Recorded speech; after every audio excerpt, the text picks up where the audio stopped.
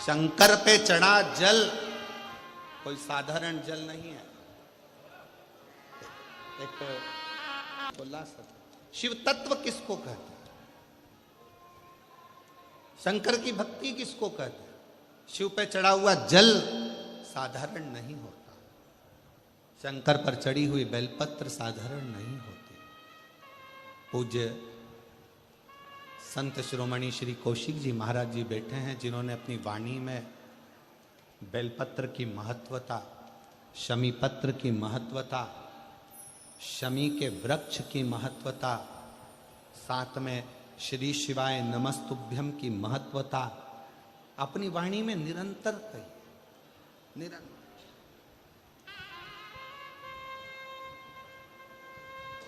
शिव जल साधारण नहीं है, शंकर की भक्ति साधारण नहीं है, शिव स्मरण साधारण है।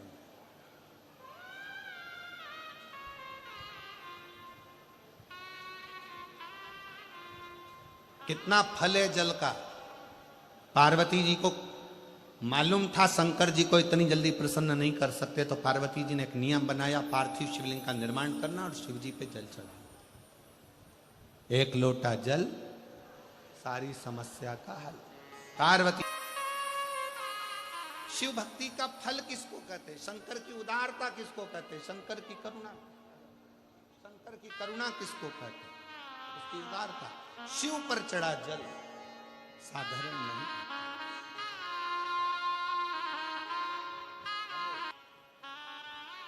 शिव तत्व में वो फल है। पार्वती जी ने शंकर को एक लोटे जल से प्राप्त किया है। हमारे बीच में पार्वती मैया एक पार्थिव लिंग का निर्माण कर कर जल समर्पित करते हैं। कितना कितना अड़चन माता पार्वती जी के जीवन में, कितना कितना अड़चन।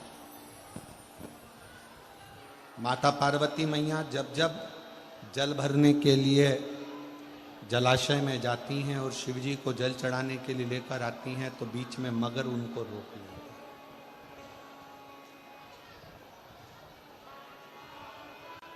कहीं पार्वती मैया जब भगवान शंकर को रिझाने के लिए आतुर होती हैं, तो फिर कोई ना कोई क्रम होकर उनकी अर्चना जो हो रही है, भजन जो हो रहा है, स्मरण जो हो रहा है, उसमें अड़चन दी जाती है। शिव महापुराण की कथा कहती है कि जब भी आप कोई तप करेंगे, साधना करेंगे, भजन करेंगे, कीर्तन करेंगे,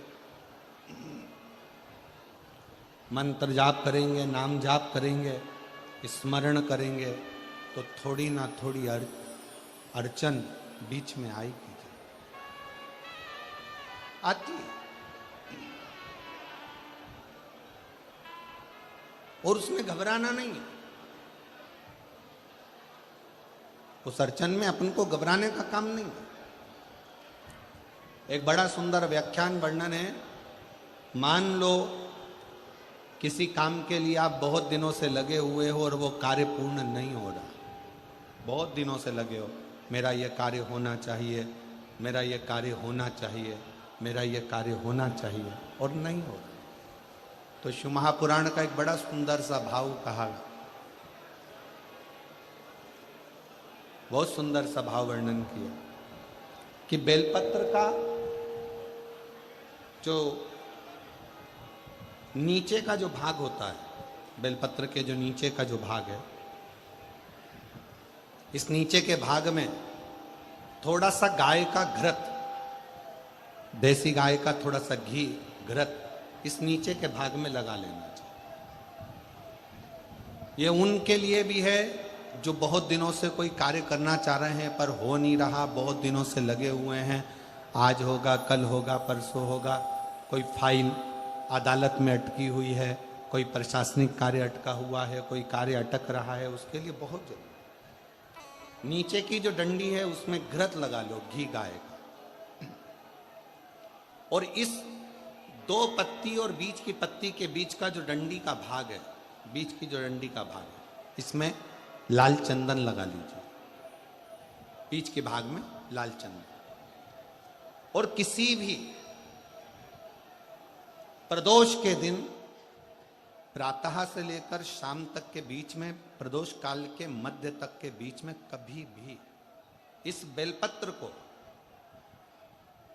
शंकर भगवान को, ये जो डंडी का मुख है, ये डंडी का मुख जलाधारी की ओर हो और इस बेलपत्र को शिवजी पर समर्पित कर दो।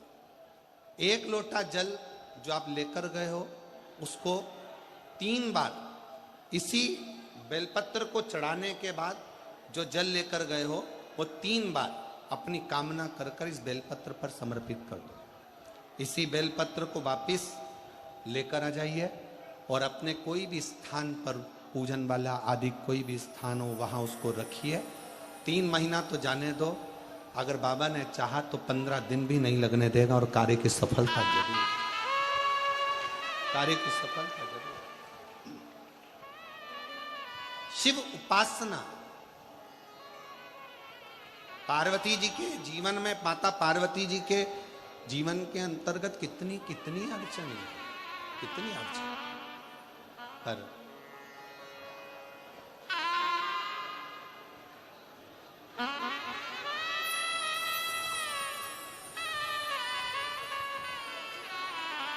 एक बार जोरदार ताली बजाओ। 25 साल के बाद ये बच्चा हुआ है। एक बार जोरदार ताली बजाओ। 25 साल के बाद बाबा ने दिया है। शंभू शंभू प्रणाम करो, प्रणाम करो।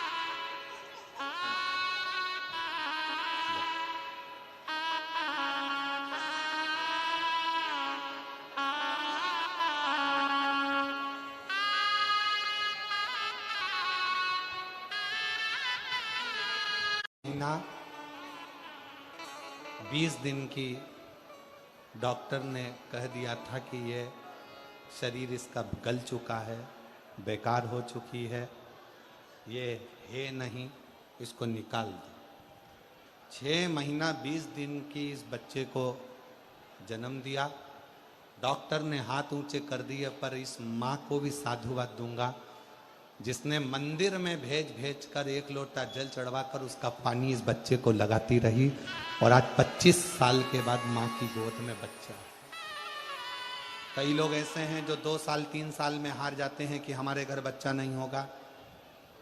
एक बार अगर मौका मिले तो शिव महापुराण की कथा के पंडाल में बैठकर जब आरती हो, कर्पूर गौरम पूर्ण हो जाए, जब यहाँ से जाओ, उस भूमि को नमन कर कर उसकी रज को अपने गर्भ पर अपने हृदय से लगाकर विनती कर कर तो देखो 25 साल क्या, हमने तो अपने व्यासपीठ पर देखा है 40-40 साल बाद भी बाबा ने संतान दी है। तो ये तो 25 वर्ष के बाद औलाद हुई, उससे रिश्ता जोड़े।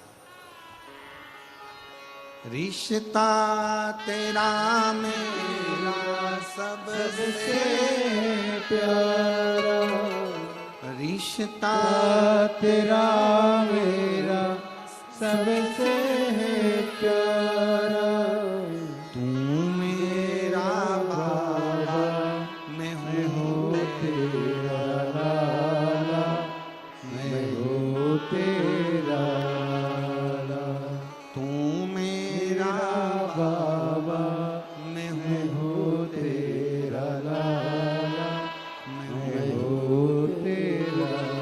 एक संबंध शिव से जोड़ने का प्रयास करो।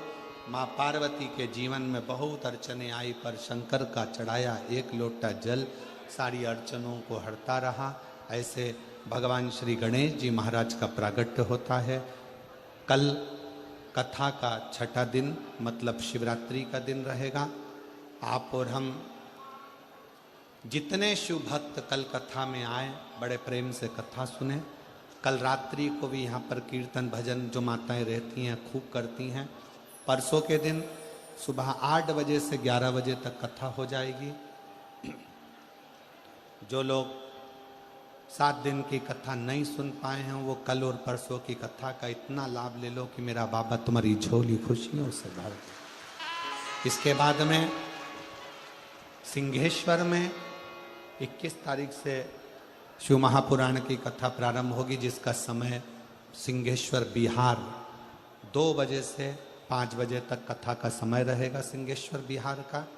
और 1 मई से 7 मई तक जयपुर राजस्थान विद्याधर नगर स्टेडियम जयपुर में दोपहर में 1 बजे से 4 बजे तक कथा होगी, जिसका लाभ आप और हम लेंगे।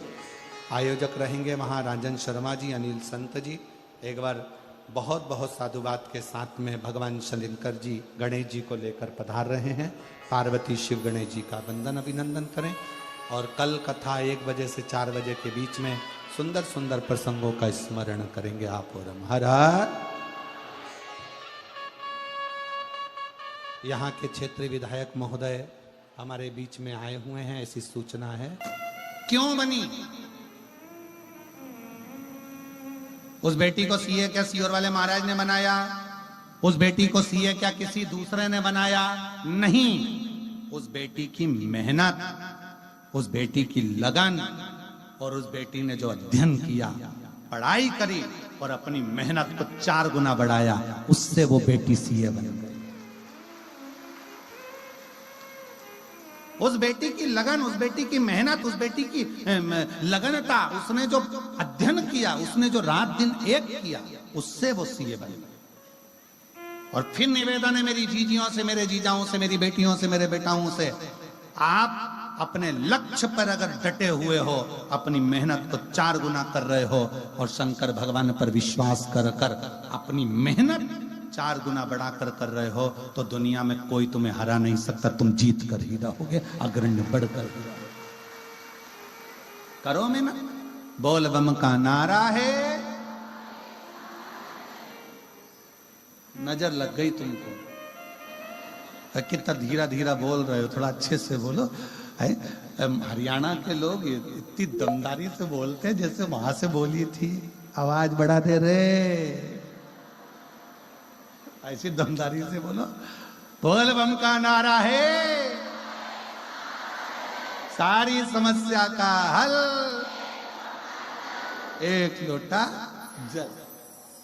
और वो लोटा बड़ा कमाल का। बोल बहुत कमाल का। एक सेठ जी, सेठानी और उनका पोता, तीनों की तीनों शंकर जी के मंदिर में जल चढ़ाने के लिए गए। घर से लोटा नहीं ले गए, मंदिर का ही लोटा उठा लिया। लोटा भी मंदिर में एक ही था। इधर से पत्नी ने पकड़ा, इधर से पति ने पकड़ा, उधर से पोते ने पकड़ा। मैं चढ़ाऊंगा, पहले जल में चढ़ाऊंगा। तीनों झगड़ा कर लिए।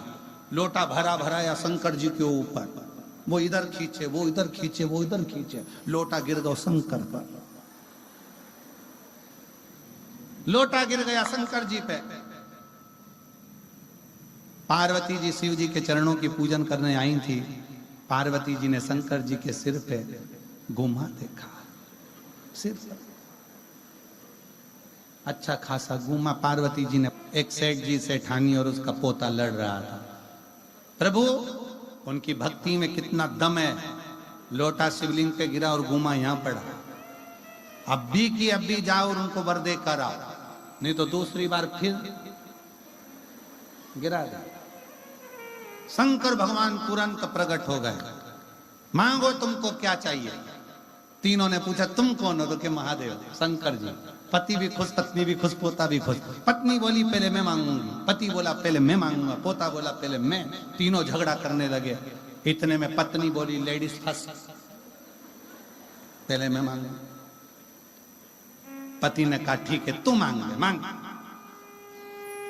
पत्नी ने कहा भोलेनाथ 16 साल की बना दो मुझे, और इतनी सुंदर बनाना, इतनी सुंदर, सब मुझे देखे। शंकर भगवान ने कहा तथास्तु, तथास्तु। अब पति का नंबर आया, तुम मांग लो। पोता बोले पहले मैं मांगूंगा, दादाजी बोले मैं।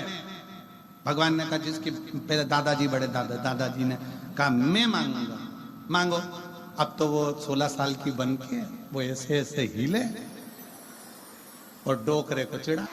शिव शिव है, शंकर शंकर, ओघड़दानी ओघड़दानी। उसको सरलता से, सहजता से उसको पाया जा सकता। पार्वती मैया ने शिव जी को नारद जी के मुख से सुना था कि ये अड़भंग पति मिलेगा, नग्न वेशधारी, जटाजूट बांधने वाला। कहा ठीक,